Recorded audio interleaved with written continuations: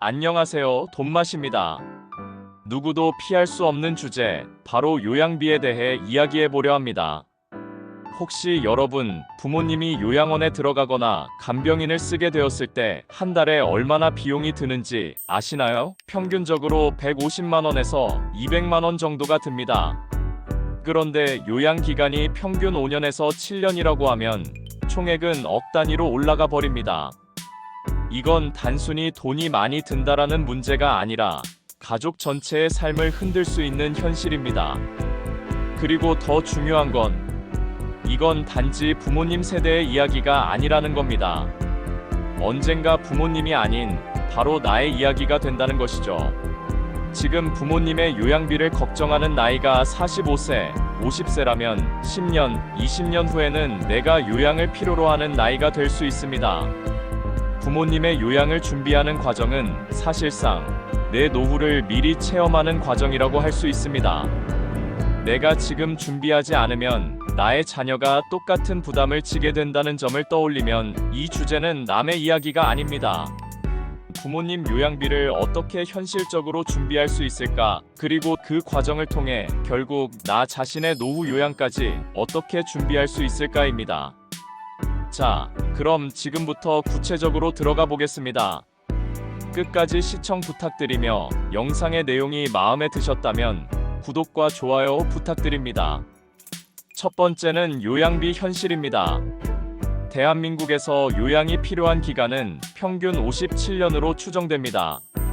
간병인을 쓰면 하루 10만 원, 한 달이면 300만 원입니다. 요양병원에 모시면 한 달 150만 원에서 200만 원 정도, 요양원은 100만 원에서 200만 원 정도까지도 차이가 납니다. 여기서 중요한 건 이 비용이 매달 꾸준히 나간다는 점입니다.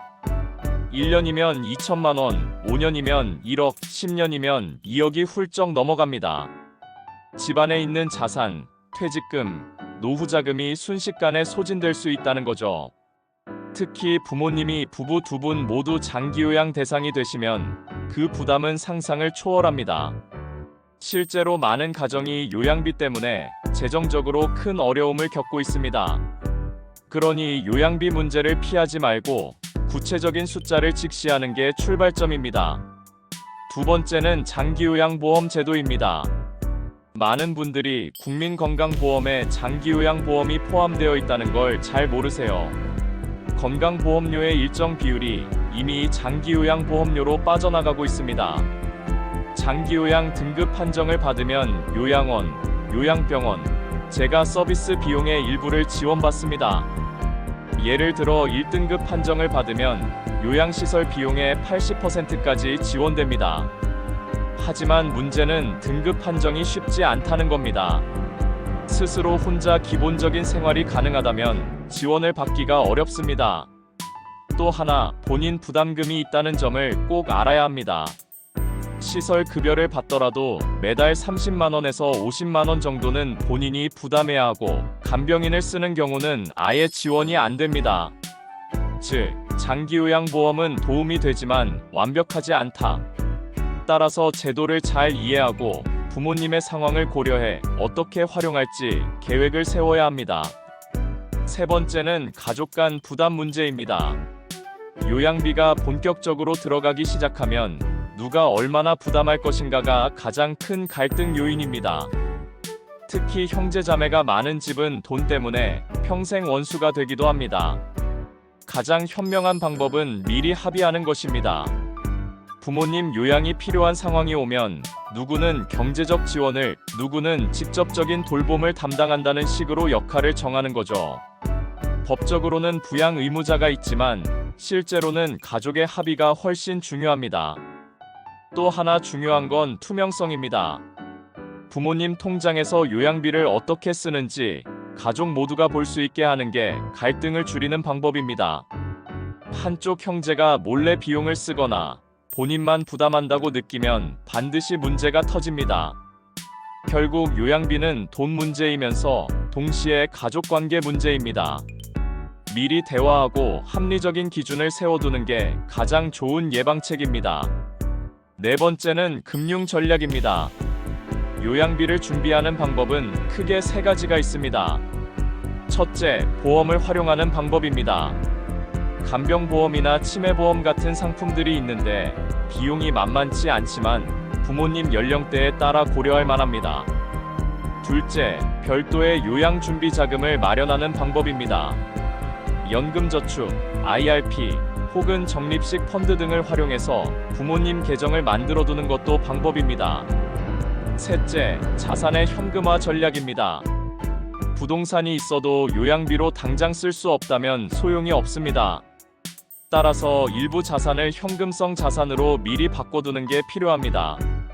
핵심은 부모님 요양비를 자녀가 전부 감당한다는 발상보다는 부모님의 자산 가족의 협력 보험 제도를 함께 활용하는 겁니다. 이렇게 해야 예상치 못한 순간에 가정 재정이 무너지지 않습니다.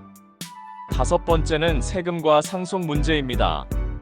요양비를 부모님 자산에서 쓰게 되면 자연스럽게 상속 재산이 줄어듭니다. 이 과정에서 왜 누구는 더 받았냐, 누구는 손해다라는 분쟁이 자주 발생합니다. 또한 부모님이 살아계실 때 자녀 명의로 증여를 하면 증여세 문제가 발생합니다. 반대로 부모님이 돌아가신 후 요양비를 특정 자녀만 부담했다면 상속 재산을 분할할 때 반드시 조정이 필요합니다. 따라서 요양비는 단순한 생활비 문제가 아니라 상속증여, 세금 문제와 깊게 연결되어 있습니다. 세무사나 법률 전문가와 상담을 받아 부모님 재산을 어떻게 관리하고 상속세와 증여세를 최소화할지 계획하는 게 필요합니다. 요양비 대비책의 마지막 퍼즐은 바로 세금과 상속 관리입니다. 여러분, 오늘은 요양비 모두가 미리 알아야 할 현실적 대비책이라는 주제로 5가지 핵심 내용을 나눠봤습니다. 첫 번째, 요양비 현실은 생각보다 훨씬 크고 길게 이어집니다.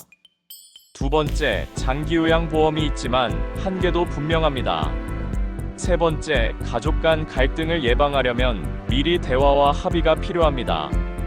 네 번째, 금융 전략을 통해 요양비 전용 자금을 준비해야 합니다.